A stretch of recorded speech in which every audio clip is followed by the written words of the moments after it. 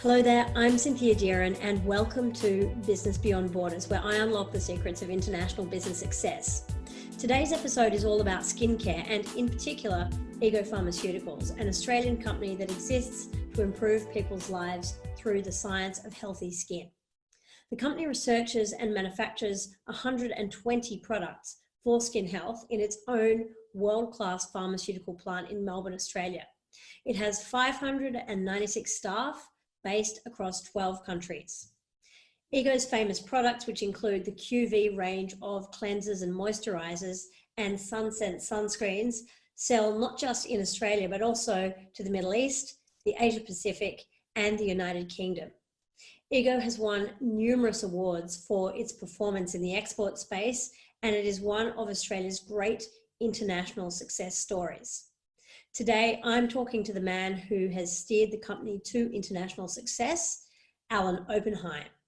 Alan is the son of Ego's founder and the current CEO. Alan, great to have you on the show. Hi, thank you, Cynthia.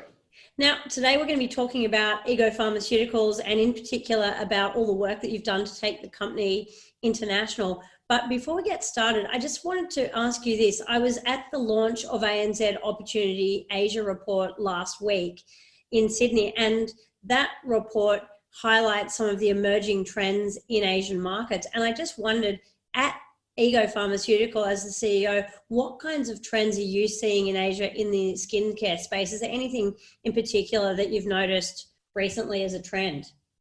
That's a kind of a big and complicated question, and I need the marketing team here in the room. And in fact, it's so Asia is different to the Middle East, and you know we're in both. And let me I'll go around it.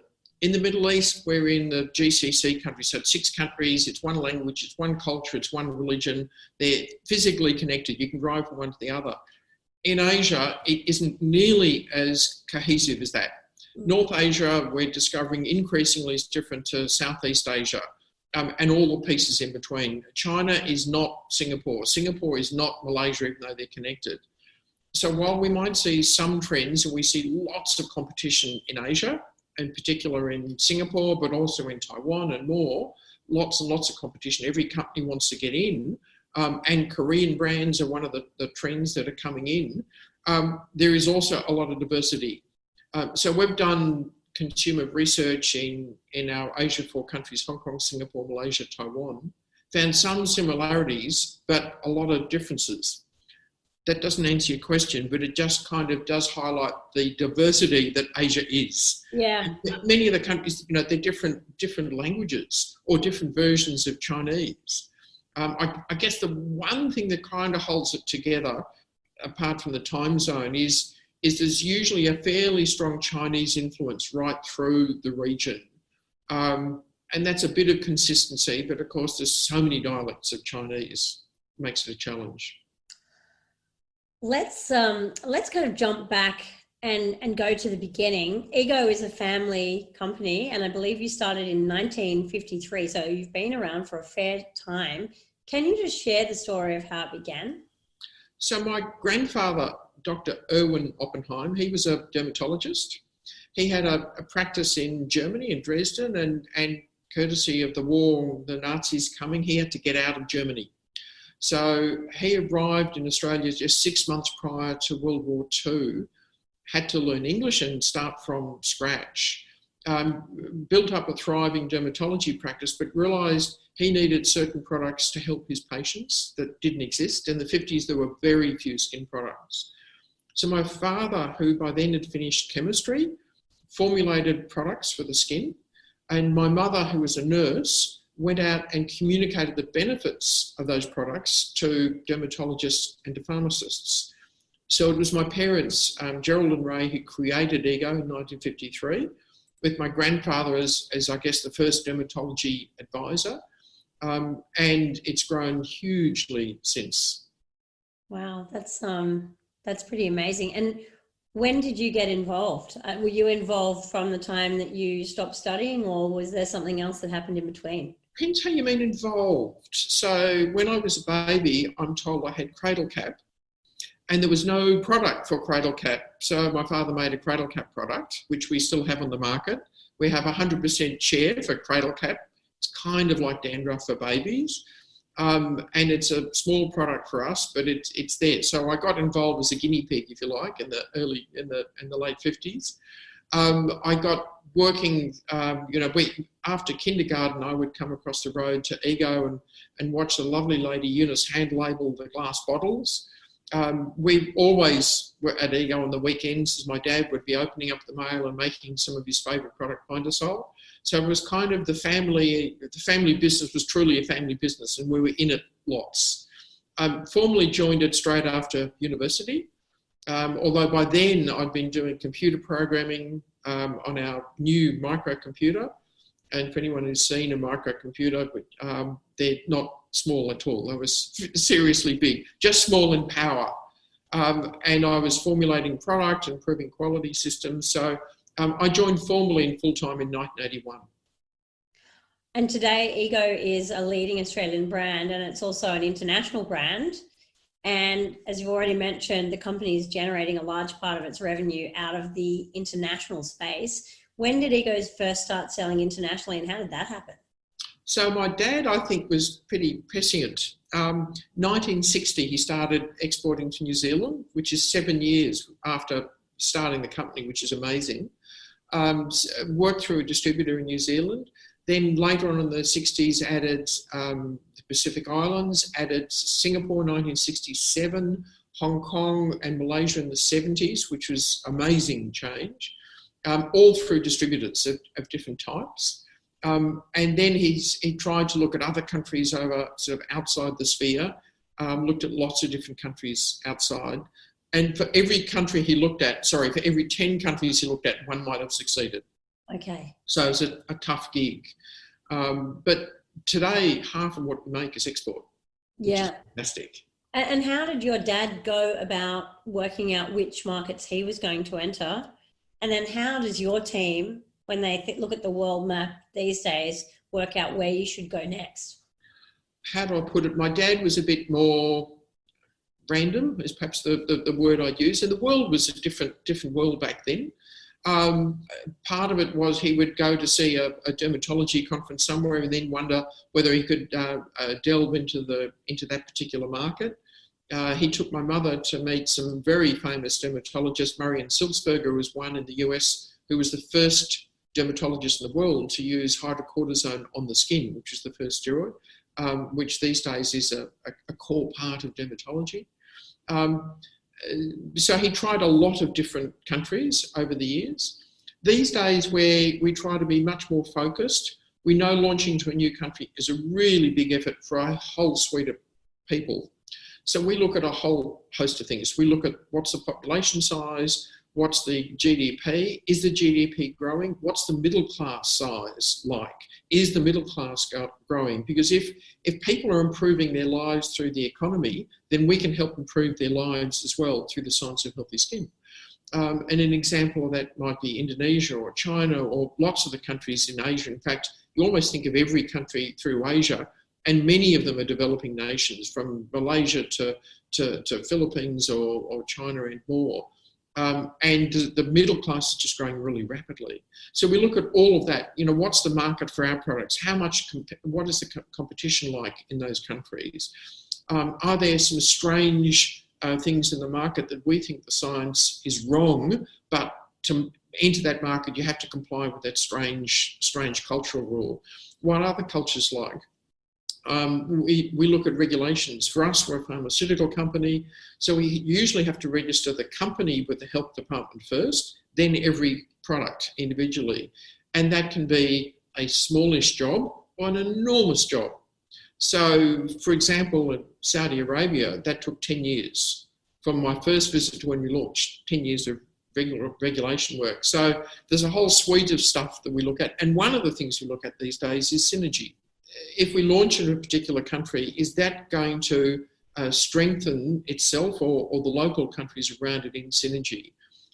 Obvious example is Singapore, Malaysia. They're different, but they're physically connected. So there's some synergy between the two. And we're finding the more countries we're in, the more synergy there is across the world.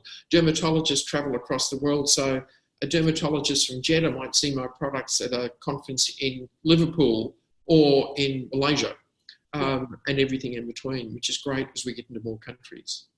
If you're enjoying the Business Beyond Borders podcast and you're thinking about expanding your company internationally, check out the Deeren & Associates website, deerenassociates.com. Now, in lots of the markets that you've gone into, you've started off by using distributors. How have you found it? What's that experience been like? Hugely variable. So we still have distributors in some nations, some great distributors who've been strong partners, who kind of understand us and we understand them, and we together we work the relationship strongly. But in many countries, we've kind of outgrown distributors. So distributors vary hugely. The benefit of using a distributor, particularly in the beginning, is they're easy. So they look after the sales and marketing for your brand. And that's an easy start to doing the export. And that's, I guess, how Gerald started doing the export in the 60s. But one of the big challenges, if you're using a distributor always has lots of principles that they're working for. So you need to ask yourself, how are you going to inspire that distributor to spend more sales and marketing time on your brand rather than the other brands? And has the distributor got sufficient resources to do all the brands? And that's a question you need to keep asking, because distributors tend to add more and more principles without necessarily increasing their staff. So your whole brand can gradually get diluted. So without giving away any trade secrets, how do you manage to make sure you inspire distributors to keep doing the right thing? I mean, how do you successfully manage that relationship? What does it actually take? It takes a lot of time. So I think managing a distributor takes more time than managing your own staff. And remember that when you have a distributor, you're delegating the responsibility for your brand to that distributor, which is a huge responsibility. And we've discovered when we've replaced distributors with our own people, that particular distributor may have treated our brand vastly different to where we treated it.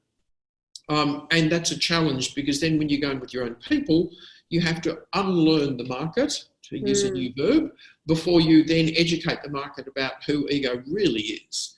And we had that in one country, I can remember some years ago. So trying to nurture and inspire that distributor is about spending time with them. Sometimes it might be incentives for the sales team. Sometimes it's asking the question, how can I inspire you? Sometimes it's setting KPIs in your agreement with the distributor, that the distributor will commit a certain number of staff full-time for your brands. If that can work, it depends on how big you are. When you're starting from scratch, that can be a whole lot harder. So it varies. And in the end, we've found having our own people in most countries means that we lift the growth from, in some cases, it was like 2 to 5%, and we lift the growth from that to about 20%. Wow, that's quite a lot, isn't it? Yeah. I guess for some small companies, though, that's not something they can do at the beginning, and that was probably the case for Ego, because you just don't have that manpower. Absolutely. To put on the ground. You don't have the manpower, you don't have the capital to put in the stock, you don't understand the market. So often you're going into a country, and I don't understand Malaysia, it's different from Australia. And you're hiring a distributor who does understand Malaysia or Singapore or Taiwan. So distributors are really useful in the beginning.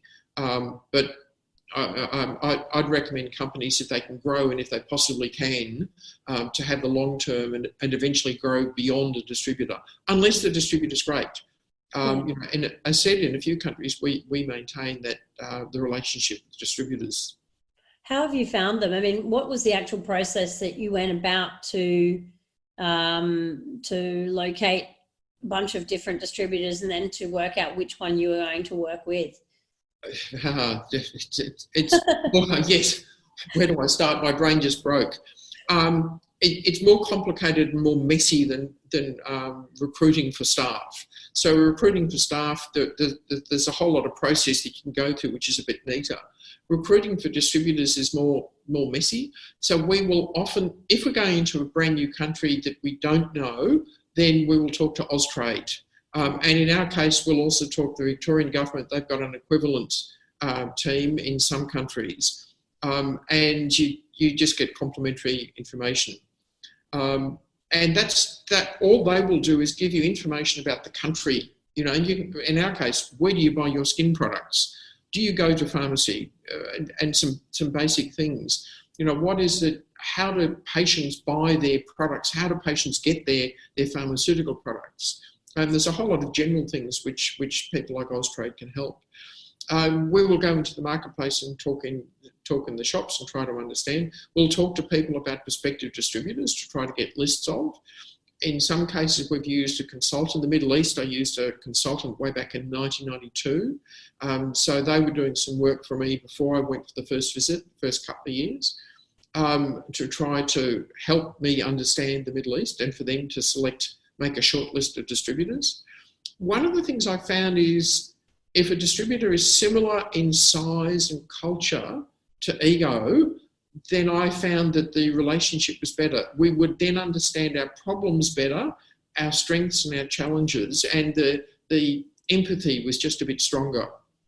I've worked with very small distributors, and then we've grown beyond that, the distributor. I've worked with a distributor listed on the stock exchange locally. The latter is not one that I recommend particularly because there were then issues with communication. There are certain things that then had to be communicated first to the stock exchange before they could tell me that they were doing a whole lot of change and restructure, or they'd been sold or been bought, and you know, constant challenge with that exercise. So it's trying to find a distributor that you feel comfortable with, I guess, is a neat summary, and that has the skills. In our case, it has the values. We had one distributor, and I probably shouldn't mention this, but one distributor who was doing things with our product that was illegal under the local law and totally breached our agreement we had with them and breached our values. And then when we put it to them, they then denied what they were doing, even though the evidence was clear. So, you know, distributors do vary, and you need to make sure they've got the cash to invest in your brand and to pay your bills. There's a whole suite of things in selecting a distributor. It's a bit complex. What do you think about exclusivity? You know, it's a question I often get. A company will go to a distributor and the distributor will say, well, we want the right to distribute your product exclusively in this territory. In your mind, is that something that companies should agree to, or is it something they should avoid? So for us, it's always agree. It's kind of simple. And the reason for that is we're talking about registrations. So if I take New Zealand, for example, we have to register our products with the health department in New Zealand. And what happens is that it has to go through a local company. So our distributor does that with all the information and science that we provide them. So we do the hard work and their name goes on the certificate. But the health department in New Zealand wants one company to own that registration. And hence one company responsible if there's a recall, or if there's a problem or communication, whatever the issue. And as a result, in our industry, you have one exclusive distributor per country. It's simple like that. When you get to the online business, such as Alibaba and more, much more complicated. But yeah, the traditional business, it is exclusive for us. And that means that we know that distributor has a motivation to drive the brand, to do the investing, sales and marketing. We work with them to do that. But it means that there's a commitment. If the distributor's not making good money out of your brand, they're not going to commit to it. Let's go in a slightly different direction now and talk about sales and marketing and look and feel and branding. Obviously, you're in a lot of different markets, and consumers in different markets have got different preferences about packaging and how things look and that customer experience piece. What kind of changes have you had to make to Ego's Australian branding for your products to resonate with customers abroad? So the branding hasn't changed. The actual name or the trademark has changed on none of the products. And we try to work really hard when we're creating a new brand that we can actually use it across all the countries. In fact, we're trying very hard. The ideal would be to have all our brands in all our countries. And it depends on how the market size is for head lice or sun protection in each country. So we don't necessarily actually achieve that utopia. But we do change and tweak and edit and adjust the messaging that we do around the brands. We try really hard that it's consistent across countries so that when a dermatologist does go from Jeddah to a conference in Liverpool or in Kuala Lumpur, or in Melbourne, that they are seeing a consistent message, that they're seeing that the QV brand, that the Dermo brand is still consistent in message. The creative, the model, the picture might be slightly different, the headline might be slightly different, but absolutely consistent. And that's a tension that we have as we keep growing. It's a tension between encouraging the local marketer to meet the needs of the local market versus maintaining the integrity of what does this brand mean. And that's a real challenge. But we're trying to nurture that at Ego rather than top down saying you shall do this, this, this and this, which is not the Ego way at all. In fact, the last year we've created a new team within Ego, our global marketing team, and their job is to be looking across the world for synergy and to help nurture this consistency across the world. And we've really ramped up a lot of our marketing team right across the world. So that's become quite a nice challenge. But in general, our marketers in the different regions have really enjoyed the interaction with their peers across the world, including the guys in Melbourne. So we're not a directive organisation, it's that nurturing, the harmony. Have you got a best story from Ego's international operations, or a funny story or a horror story that you'd like to share? Yeah, I was trying to think of these, and there's a whole lot of, all travellers, and you would have gone through this, and all your listeners would have gone through this, of arriving at an airport after 30 hours of travel and the luggage didn't. And I'm not going to go through there. That's just fun and crazy. And afterwards it's fun. At the time it's not. And there are times where, I was lucky enough in Hong Kong. My wife and I, we actually got the chance to tour the home of our distributors, the owner, and how small apartments are in Hong Kong compared to huge houses we have in Australia. Their kitchen was the size of 2 phone boxes. Their bedroom had a fantastic view, except that the wall was touching the bed on 3 sides. So getting in or out of the bed was a challenge, let alone making the bed and anything else, but really minute apartment. It's kind of a weird, but then we've got the story of when we had government officials from a health department, and I'm not going to name the country, but there were 3 inspectors and they were at Ego for 5 days, which is kind of typical of our industry. And then about a decade later, I spoke to another Australian company who got the same exercise, same country, and he said, that 3rd auditor, you realise he was an armed bodyguard. What did you do about him? And my heart just kind of stopped. We don't normally kind of frisk government inspectors who are coming from a health department. And I'm then thinking, how on earth did he get a weapon? There was a whole lot of questions which were just weird and curious. I never actually found out the truth or whether he was pulling my leg. That's pretty funny.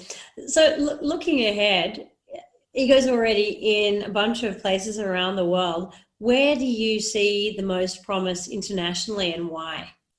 So our biggest region at the moment is the Middle East, and we've done a really, really good job in continuing to do that. And we're in UK and we're in little islands and across Asia. And I think our biggest potential right now is Asia.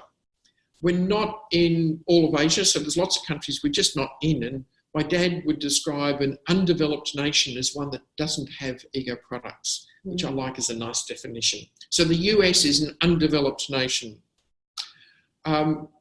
So there are lots of countries in Asia we should get into. There's lots of population. It's a growing suite of growing economies right across Asia. Very exciting place.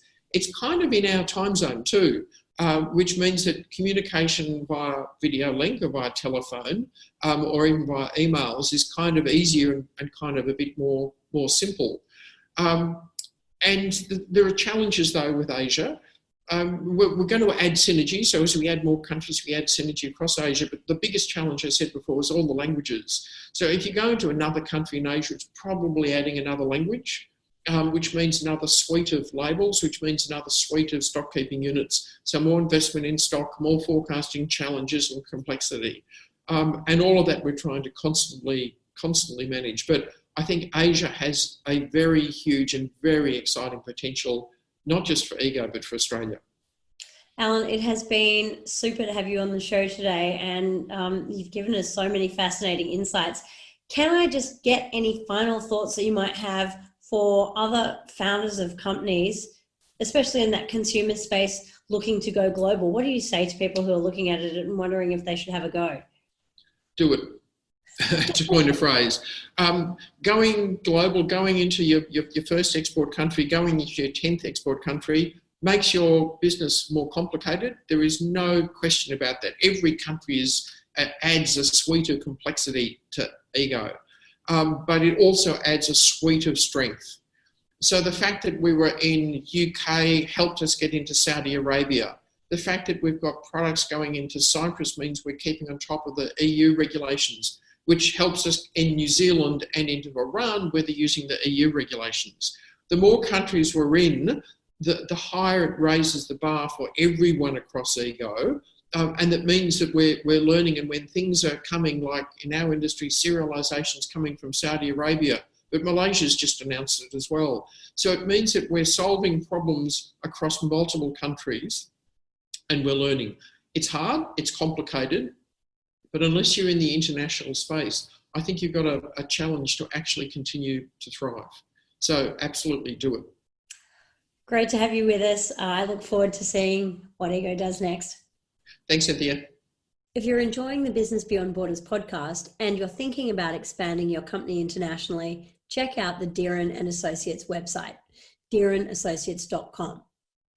Our consulting services, which include market research and modelling, cross-cultural consulting, and strategic business connections, deliver deep insights and create value for larger companies looking to scale internationally. If you're from a smaller organisation that wants to expand its global footprint, take a look at our International Business Accelerator program, which my team and I created to help micro to medium-sized businesses to speed up and de-risk the process of going global. The program helps business owners to build a great strategy without having to reinvent the wheel. It creates the momentum to put the strategy into play, and it helps them to generate or raise the funds that they need to get an international expansion off the ground. We built it especially for founders and CEOs who want to take their business to the next level and wondering where to start. It's structured in a way that's simple to follow. It's digital so that you can take part from anywhere in the world. It's a lot of fun and our members love it. Check it out at deerenassociates.com.